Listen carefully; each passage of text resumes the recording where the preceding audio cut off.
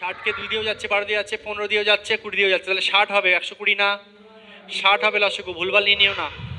60 হবে আমাদের লসাগু। 60 যদি লসাগু হয়, 5 অঙ্কের বৃহত্তম সংখ্যা 1 2 3 4 5। 60 দিয়ে তুমি কি করবে?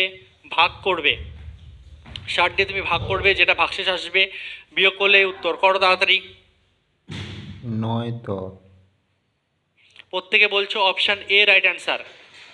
কেউ যদি এটা না পারো, সে যদি বলো স্যার এটা করিয়ে দিচ্ছে না, কারণ এটা কিন্তু এটা করানোটা কিন্তু ভাই সলিউশন না। করিয়ে দেওয়াটা কিন্তু, এই যে ভাগটা করে দেওয়া কিন্তু সলিউশন নয়। 9 9 ভাগটা হবে। নিজেকেই পারতে হবে। এটা বাচ্চাদের মানে 3-4 বাচ্চা পারে ভাগ।